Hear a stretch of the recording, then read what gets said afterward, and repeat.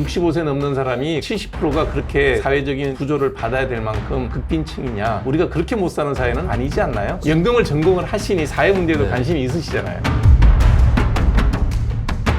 앞으로 우리가 노후 준비는 해야 되잖아요. 국가가 어렵다고 해서 내 노후가 보장되는 건 아니니까. 우리나라는 어쩔 수 없습니다. 각자 도생. 개인 준비는 개인이 스스로 해야 돼요. 국가가 시스템으로 해줄 수 있는 시기는 지나가고 있어요.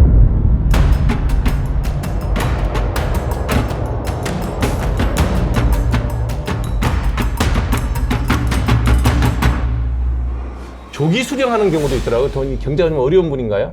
네, 그렇죠. 국민연금은 정상적으로 지금 63세, 64세부터 받으시는데 5년간 일찍 받을 수도 있고 5년간 늦춰 받을 수도 있거든요. 근데 진짜 좀 어려우신 분들, 내가 일찍 퇴직을 해가지고 먹고 살 게 없다, 이런 분들은 5년 일찍 받을 수 있거든요. 네. 자, 그런데 아까 늦게 연기하시게 되면 1년에 7.2%씩 올려드린다고 말씀드렸어요. 그렇죠. 네. 그런데 일찍 받으신 분들은 그만큼 또 줄어들 거 아닙니까? 그렇죠. 상대적으로 일찍 받으니까 그게 얼마냐면 6%씩 감액을 합니다. 네. 자, 그러면 잘 보세요. 늦춰 받으신 분들은 한 2, 3%씩 올려준다, 이게 아니라 7.2%씩 올려준다. 이건 굉장히 급격한 그러니까요. 상승이고. 그래서 내가 갑자기 들어보니까 금리가 얼마인데 7.2%는 올려줘. 그럼 내가 예금하지, 이런 생각이 드는 이게 거죠. 2, 30년 전에 금리 때 나왔던 제도니까 그래요. 네. 반대로 감액하신 분들은 6%씩 감액을 해요. 금리보다 더 깎아 또. 더 깎는 겁니다. 네. 없는 사람 정말 그 비 오는데 우산 뺏는 건데. 그러니까요. 자, 그러면 조기 수령하는 사람은 누군가? 어려운 사람. 어려운 사람이잖아요. 늦게 받는 사람은 여유 있는 사람. 그렇죠. 이러면 안 되잖아요. 그러니까 이게 오히려 이 조기 수령 연기연금 제도가 우리 사회의 부익부 빈익빈을 가중시키는 제도예요. 근데 어느 누구도 이런 얘기는 또 안 해요. 그러니까요. 그래서 어려우신 분들은 훨씬 더 그냥 급하게 엄청 깎인 금액을 받으셔야 되고, 여유 있는 사람은 엄청나게 폭등한 금액을 받게 되는 거니까. 아니 6%를 깎았으면 6%만 줘도 그것도 앞뒤가 맞는 거지. 그것도 금리 5%, 10% 할 때 이야기니까, 금리가 지금 2, 3%대로 떨어졌으면 이것도 비율을 해가지고. 근데 뭐 그 당시에는 좀 늦게 받아라. 왜냐면 늦게 받은 사람들이 얼마 못 살 거니까. 이 생각을 했겠지. 또 그 생각. 근데 지금 평균 수명이 갑자기 80세, 90세로 길어져 버렸으니 이제는 여기에 맞춰서 제도가 유연하게 바뀌어줘야 되는데 안 바뀌고 있는 거예요. 그러니까 이 제도가 과거에 만들 때는 어떻게 의도로 만들었는지 모르겠지만 지금 현재로 보니 오히려 어려운 사람들에게는 깎고, 훨씬 많이 깎고. 더 괴롭히는 제도가 돼버렸네. 그렇죠, 네. 이걸 누가 바꾸나? 이것도 다 국회에서 바꿔야 되나요? 이것도 국회에서 바꿔야 됩니다, 전부 다. 근데 중요한 건 이 연금 개혁안에 이런 내용은 없습니다. 왜냐하면 지금 당장 보험료율하고 소득대체율을 바꾸는 모수개혁도 못 바꿔서 지금 문제인데, 그 뒤에 산적되어 있는 수많은 문제들은 그것까지 하기 너무 바쁜 거예요. 그럼 왜 다 일일이 국회에서 통과를 해야 돼? 그 국회의원들 보니까 그렇게 썩 머리 좋아 보이지는 않던데. 표 계산하는 거 외에는 잘 못하던데. 잘 모르는 사람들이 왜 그걸 쥐고 앉아갖고 저러고 그렇죠. 있냐는 그 이번에 개혁안에 그런 내용도 아마 들어간다 하더라고요. 웬만한 건 다 그냥 시행령으로 해야지. 시행령으로, 시행규칙으로 해서 네. 그렇게 하자. 국민연금관리공단보다 국회에 있는 사람들이 더 똑똑하지는 않잖아요. 그럼요. 근데 그 모자라는 사람들이 똑똑한 사람들보다도 더 힘을 더 갖고 있으면 꼬리가 머리를 흔드는 일이 생기지 않나요? 네. 박사님 뭐라고 얘기 좀 해주시지. 물을 마시면 어떡해. 뭐 얘기를 하자면, 네. 의사 선생님들을 위한 어떤 법이 필요하다 그러면 의사분들이 국회로 진출해야 되지 않습니까? 우리는 무조건 떨어져요, 웬만하면. 왜냐면 배가 아파서 안 찍어줘요. 네, 잘 먹고 잘 사는 놈이 국회에 난다고 표 안 나와요.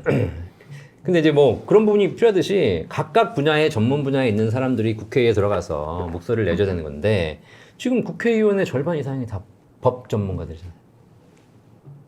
법도 그러면 이런 이게 경제법에 대한 것도 좀 알아야 되는데, 경제법은 어려우니까 공부 하나도 안 하고 앉아서 민법, 상법하고 이런 것만 한 것 같은데. 제가 형사법 이런 거. 아까도 말씀드렸지만 저는 박사학위는 없거든요.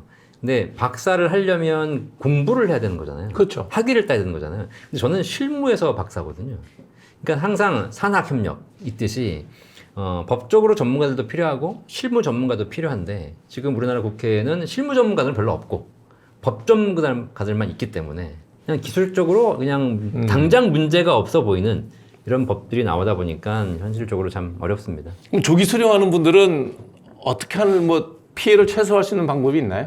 뭐 제도가 그렇기 때문에 어쩔 수 없고요. 그러면 연기하라고 제가 말씀드리거든요. 근데 그분들 항상 하시는 얘기가 그거예요. 돈이 없는데. 지금 당장 급한데. 당장 급한데. 네. 어쩔 수 없죠. 그럼 뭐 그냥 받으셔야 대출을 받고 갚는 형태는 안 되나? 우리 그런 건 있잖아. 보험 들었는데. 네. 보험을 당장 해약하기는 그렇고, 그럼 네. 대출을 받고 급한 물금은 다시 원상회복하는 게 있잖아. 개인 보험은. 뭐 30년 가까이 이제 금융업계에 있다 보니 사실 대출도 결국은 금융회사들을 위한 거다. 아, 금리가 높긴 하더라고요. 내 돈 내고 내가 쓰지 못하고 내 돈 내고 내 돈을 못 쓰게 하고 내 돈을 가지고 대출을 하게 되면 결국은 금융회사들이 대출 이자로 이익 보고 그것이 결국은 나중에 대출이 상환이 들어와야 되는데 상환을 못 하니까 결국은 나머지 내 자산이 경매로 넘어가고 이런 구조이기 때문에 오히려 저는 그런 제도들은 말씀하신 대로 한쪽이 필요는 하겠지만 그런 걸 결국 서민들을 위해서는 더 필요하기다. 결국은 서민들 등쳐먹는 거네요. 그럼요. 네. 기초연금 기준이 원래 바뀌는 게 있나요? 기초연금은 65세 이상 어르신들 중에서 하위 70%에게 국가가 한 달에 한 33만 원, 34만 원씩 매년 바뀌는데 요거를 드리는 게 기초연금 제도거든요. 올린다는 얘기 들었는데. 네, 그러니까요. 이게 왜 그러냐면 일단 매년 물가가 인상되기 때문에 이거 인상되는 만큼 올라가는 겁니다. 이거는 법이 아니잖아요. 그렇죠. 이거는 시행규칙, 시행령이기 때문에 그냥 자동으로 바뀌는 겁니다. 물가 통계에 따라서. 그렇죠. 근데 만약에 아까 말씀하신 대로 이것도 법에 따라 바뀌어야 된다 그러면은 국회의원들이 일 안 하면 안 올라가는 거예요. 그래서 어떻게 되냐면 매년 바뀌거든요. 일단 첫 번째 70%를 자르는 가이드라인도 바뀝니다. 그렇겠네요. 이게 매년 자산 가치가 오르고 물가가 상승하다 보니까 작년까지는 단독 가구는 월 한 213만 원, 부부 가구는 월 340만 원 이하의 소득 환산액이 있으신 분들에게 기초연금을 드렸어요. 근데 올해는 이게 225만 원으로 올랐나? 하여튼 올랐고요. 네. 그 다음에 부부 가구 같은 경우에는 360만 원 정도 이렇게 올랐어요. 그래가지고 그 금액 기준으로 매년 오르는 거니까, 그러니까 가이드라인이 올랐기 때문에 어르신들은 내 재산이 줄잖아요. 그러면 작년에 기초연금 못 받으신 분들이 올해 받을 수 있는 겁니다. 그리고 기초연금액도 올랐습니다. 작년까지는 월 33만 4,800원인가 받았는데 네. 이것이 34만 5천 원인가 이거 조금 올랐어요. 그런 게 좀 매년 바뀌고 있습니다. 다른 나라에도 기초연금과 국민연금 이렇게 분리되어 있나요? 그런 나라들이 많죠. 네, 그래서 저희 친척이 호주에 사시는데 개인적으로 불입한 연금도 있고 국가가 주는 기초연금도 있고 받고 있더라고요. 이걸 왜 분리를 아주 같이 주면 액수가 많아질 거 아니에요? 이제 사실 70%만 따로 주겠다는, 하위 계층만 주겠다는 뜻인가요?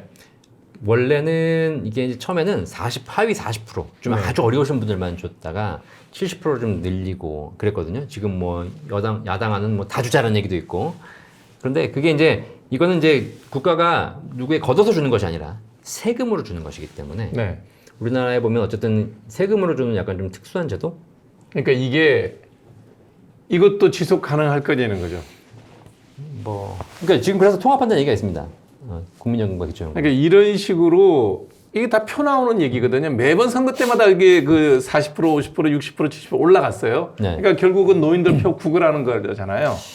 그렇죠. 네. 근데 사실 제가 여기서 구걸이라고 아주 비하하는 발언을 하는 이유가 의도가 아주 불순화되는 거예요. 네.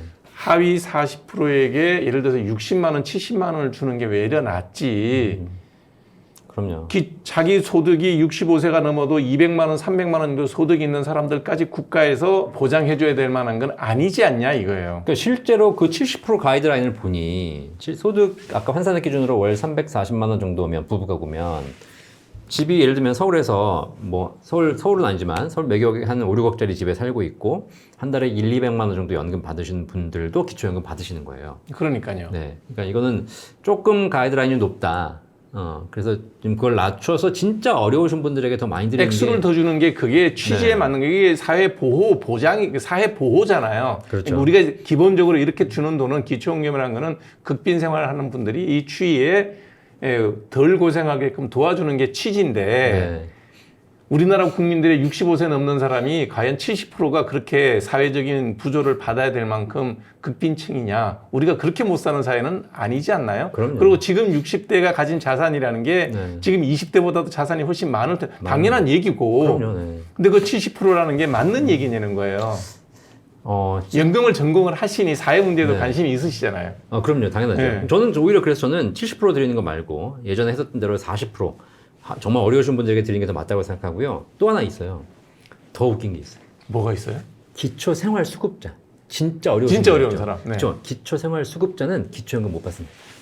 그건 또 왜 그래요? 기초연금 받으면 기초생활수급에서 깎입니다. 왜냐면 기초생활수급으로 내가 한 80만 원 받고 있는데 기초연금 받는다? 그러면 기초연금 받은 만큼 생활수급을 깎아요. 못 받는 거예요, 사실상. 이게 더 웃기잖아요. 그러니까 정말 극빈층은 따로 또 보장하는 게 있다는 얘기잖아요. 그렇죠. 너네 기초생활수급 받고 있으니까 기초연금 받는 것만큼 깎겠다는 거예요. 그럼 이분들 선택해야 돼. 근데 기초생활수급을 받는 것은 돈도 받지만 여러 가지 혜택이 있거든요. 그러니까 기초연금 받는 것보다 나는 거죠. 그 비율은 얼마나 해야 되나요? 기초생활수급 대상. 제가 거기까지는 정확한 비율은 모르겠지만 네. 제도적으로 이게 그러니까 그 퍼센트가 되게 한 10% 20% 되나요? 굉장히 낮은 비율이죠. 근데 어쨌든 그 어려우신 분들 계시잖아요. 뭐 적진 않겠지만 제가 보기에는 하위 한 1-20%는 된 것 같고. 될 거라고 봐야죠. 예, 그분들의 입장에서는 이 기초연금 제도가 유명무실한 제도가 되는 겁니다. 이런 것들이 공론회장에 올라오지 않으면 세금은 누가 내냐면 젊은 사람들이 내거든요. 20대, 30대, 40대, 50대까지가 경제활동 제일 많이 하는 세대인데 네. 이 사람들이 낸 세금을 갖고 이렇게 쓰고 있는 거 아니에요. 그럼요. 네. 그거를 이런 식으로 방만하게 세금을 운영을 하고 저는 국민연금을 낼 때 세금이라고 생각했지 받는다 생각을 안 했는데 연락이 오니 네네. 어휴 깎아서 77만 원 준대. 아유 그거라도 빨리 주세요. 네 그랬어요. 나라 돈만 받아보려고. 제 마음이 그런데 네네. 저보다 어려운 사람들은 당연히 받고 싶은 마음이야 당연한 얘기죠. 그럼. 돈이란 게 네네. 공짜라면 양잿물도 먹는 세상인데 혹시라도 이제 더 많은 연금 받으시는 이제 좀 여유로우신 분들이 계신다면 당부 드리는데 빨리 받은 자산을 많이 잘 써주셔라. 소비를 해라. 소비를 하라. 외국 여행 가지 말고 국내에서 그럼요. 네. 그 뭐 해야 돈을 쓰나요? 먹는 것도 한계가 있고 입는 것도 한계가 있지. 그렇죠. 왜 특정 계층을 위해 소비되는 것도 아닌 것 같고, 네. 뭐 여러 가지 활동은 있을 것 같습니다. 뭐 일단 뭐 재래시장들도 많이 이용해 주시고, 국내 여행 좀 많이 다니고. 국내 여행 다니시고, 네. 그다음에 뭐 일반 젊은이들이 창업할 수 있는 여러 가지 또 기반도 마련해 주시는 거, 이렇게 하시는 것이 제도적인 뒷받침 이전에 사회를 조금 더 선순환한 길인 것 같고요. 그러니까 일본에 여행 가면 그 노인분들이 뭔가 많은 일들을 하고 있어요. 놀러도 다니고 뭔가를 움직이고 있어요. 네. 돈이 있어 움직이는 거죠. 그럼 그 돈 받아 쓰라는 얘기네. 그리고 또 우리 어르신들도 그게 있습니다. 어르신들은 이제 나이가 들면 퇴직해서 쉰다라고 생각하시는데 네. 지금은 인생의 이막이고 또 그것이 길어져서 한 2-30년 있지 않습니까? 그러면 아까 말씀하신 대로 조금 더 일하시고 그러면 하다못해 내가 그냥 소일 거라도 하시면서 소득을 벌어들이고 또 있는 사람들이 써줘가지고 그것들이 순환되면 사회가 잘 돌아가는 것이니까 노후에 할 일을 만드는 것도 굉장히 중요한 것 같아요. 그렇죠. 나가야지 돈을 쓰니까. 네. 그러면 아까 40대, 지금 40대가 보니까 딱 연금 고갈될 세대예요. 네. 그죠? 네. 40대가 30년이 지나면 2055년 연금 고갈 세대인데 네. 그럼 말씀하신 대로 국민연금은 제가 볼 때는 불가능하다고 봐요. 지속 가능하지가 않을 거예요. 지금 뭐 이태리나 한 돌아가는 꼬라지 보면 재정의 20%인가가 그러니까 세수의 20%인가를 보험에 꼬라박더라고요. 네. 네. 우리는 그보다 더 심할 거란 말이에요. 지금 인구가 이렇게 줄어드니까. 네. 몇 년생이시죠? 저는 73년생. 그러면 그때 한 70만 명, 80만 명 태어났나요? 저희 90만 명 넘게 90만 베이비붐 명. 세대가 거의 한 해 100만 명 가까이 태어났기 우리가 때문에. 105만 명 태어났었어요. 예, 61년생이. 예. 근데 원래 25만 명? 25만, 20만 명. 네. 예. 지금 40대 같으면 한 60만 명, 70만 명 태어났는데 근데 이분들이 연금을 열심히 내주면 나도 그때까지 안 죽고 살아있으면 계속해서 받을 거란 말이에요. 네. 그래서 이번에 개혁안을 작게 내고 그 작게 내는 거를 개인연금을 좀 늘려놓으면 어떨까요? 저는 사실 국민연금, 퇴직연금, 개인연금, 주택연금 종합적인 상담을 다 하거든요. 네. 근데 국민연금 제도를 보니 지금 원장님 말씀하신 대로 이런 문제가 벌어지고 그러면 앞으로 우리가 노후 준비는 해야 되잖아요. 그러니까 어찌됐든. 국가가 어렵다고 해서 내 노후가 보장되는 건 아니니까. 그렇죠. 그러면 우리나라는 어쩔 수 없습니다. 각자 도생. 그렇죠. 개인 준비는 개인이 스스로 해야 돼요. 국가가 시스템으로 해줄 수 있는 시기는 지나가고 있어요. 아니요. 국가의 시스템을 유지하는 사람들이 머리가 나빠. 네. 그래서 표밖에 모르는 사람들이기 때문에 그걸 네. 믿을 수가 없을 것 같아요. 네, 그러니까요. 그럼 결국은 어쩔 수 없어. 내가 이런 게 있어요. 제 친구가 뉴질랜드로 이민을 갔는데 뉴질랜드로 한 20년 전에 갔습니다. 거기서 살고 있어요. 가서 얘기해봤더니 뭐 이렇게 부자도 아니고 그냥 이제 뭐 영주권은 있지만 외국인 노동자를 살고 있는 거예요. 너 이렇게 하면 노후 준비 어떡하냐? 그랬더니 뭐라고 하냐면 뉴질랜드는 꾸준하게 세금 내고 영주권 나오고 열심히 활동하면 65세부터 한 달에 연금이 200만 원씩 평생 나온다는 겁니다. 그렇죠. 네. 그러니까 걱정이 없는 거예요. 근데 그거는 뉴질랜드나 이런 나라들은 자연자원이 풍부하잖아요. 그렇죠. 관광자원 풍부하고. 네. 그러니까 개인의 노동력을 희생하지 않아도 먹고 살 수 있는 것들이 국가적으로 가능하다는 거예요. 인구가 적고. 그러니까요. 네. 근데 대한민국은 자연자원 없고 관광자원 다 파헤치고 있고 그렇기 때문에 우리나라는 결국은 인적 자원밖에 없는 나라. 그러니까 내 노동력과 내 생산성을 열심히 부여해야지 뭔가 되는 나라이기 때문에 어쩔 수 없다. 그럼 연금도 국가가 해주는 국민연금이나 기초연금 가지고는 부족하기 때문에 개인 스스로 노후 준비를 해야 되는 나라다, 어쩔 수 없이. 그래서 제가 계속 연금 준비해라라고 말씀드리는 거고, 개인연금 중에 연금저축이라든가 연금보험, 연금펀드 이런 게 있거든요. 이걸 계속 알려드리는 거예요. 넣어놓으니까 되게 좋던데요. 좋아요. 저도 못 모르고 넣었어요. IMF 때. IMF 때 그때 돈으로 얼마를 내면 종신연금이라 그러나요? 종신연금. 네, 그걸 주는데 그것도 60 넘으니까 주더라고요. 네. 그리고 IMF 때는 90년대잖아요. 네. 그 당시 금리가 높았지 않습니까? 그러니까요. 그때 가입했던 확정금리형 연금들은 보통 7%, 8%, 많게는 10% 이상까지 지금도 네, 이자를 주고 있는 연금들이 있거든요. 네, 그렇더라고요. 그게 평생 지급되니까 굉장히 좋은 거고.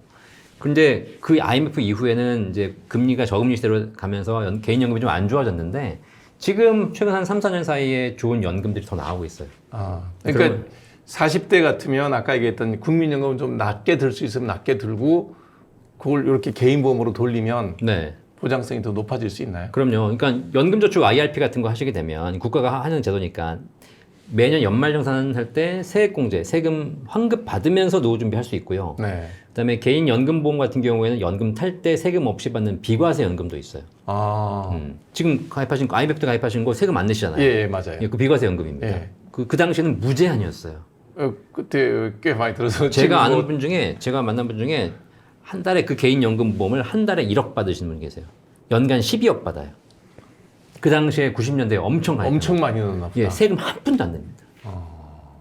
그런 상품도 있었는데 지금은 이제 그런 것들이 이제 사라지면서 비과세 한도도 좀 약간 제한돼 있지만 그럼에도 불구하고 잘 찾아보시면 내 개인 스스로 노후를 준비할 수 있는 연금들이 있고 국민연금만큼 국민연금 이상의 수익이 나오는 연금들도 나오고 있습니다.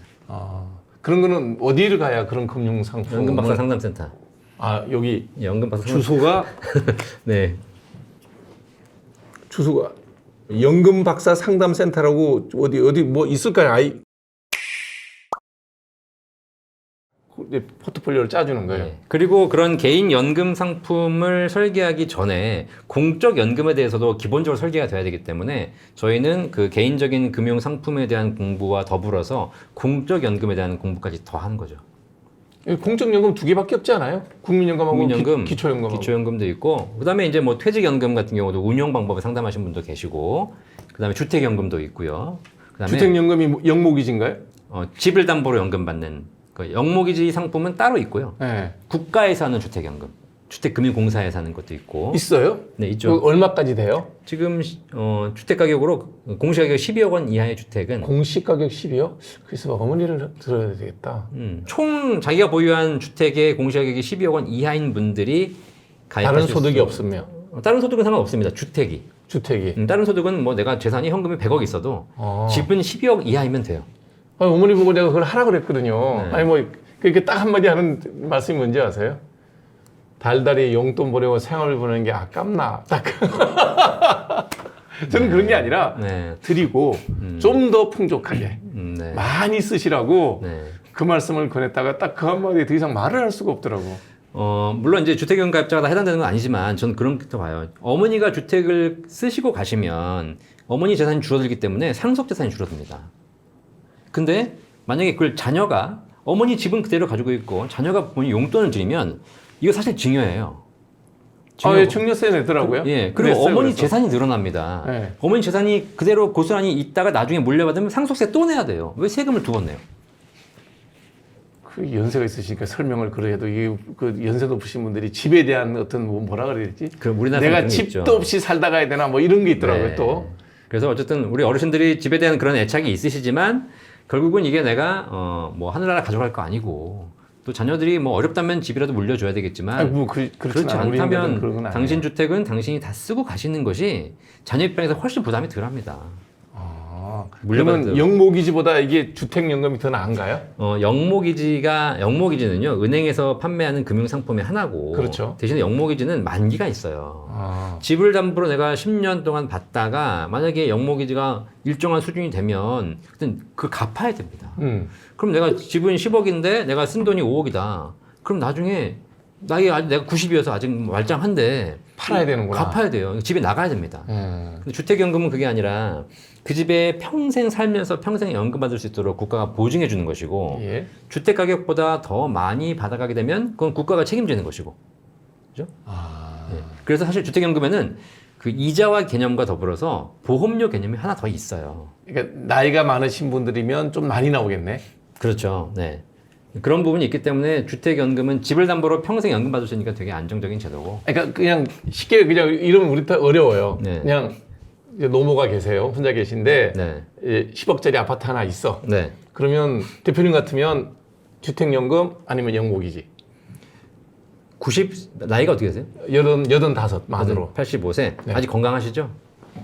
여기저기 아픈 데는 많지만 뭐 어려운 질병을 앓고 있지는 네. 않아요. 네. 10억짜리 집을 주택연금 받긴 조금 아깝습니다. 하지만 85세에 10억짜리 집으로 주택연금을 가입하시게 되면 1억당 대략 한 40만 원 잡았을 때 한 10억이니까 300만 원 정도 연금 나오실 거예요. 네.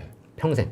그럼 삶이 2배로 풍족해지실 것 같은데. 그렇죠. 네. 그리고 만약에 어머니가 일찍 돌아가셔가지고 내가 받은 금액보다 집값이 더 많다. 그러면 자녀가 어머니가 받아가신 연금과 이자를 상환하면 됩니다. 그럼 그 집 물려받으면 되는 거고요. 그렇죠.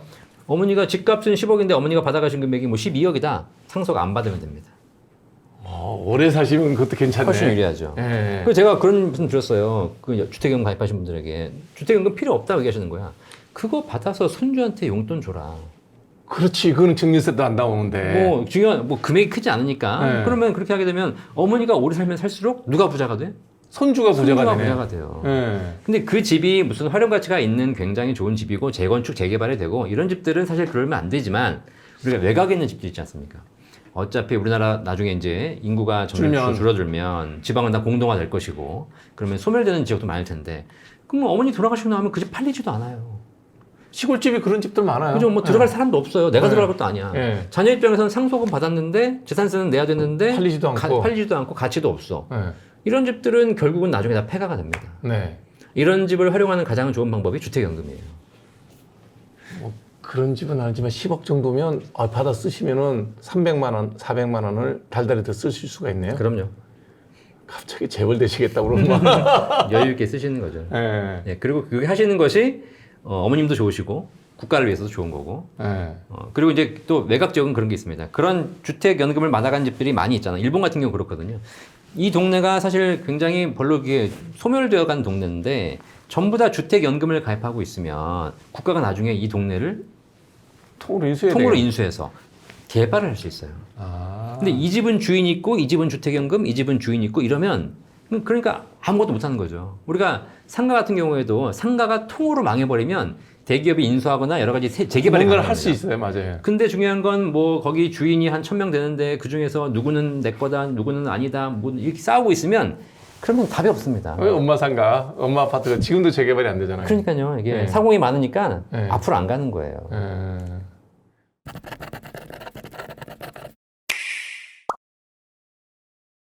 오늘은 연금 박사 이영주 대표를 모시고 국민연금, 기초연금, 보험, 연금 이런 것들을 활용해서 열심히 소비도 하시고 활동하시는 그런 거에 대한 자세한 자문을 해줬습니다. 오늘 함께해서 고맙습니다. 감사합니다.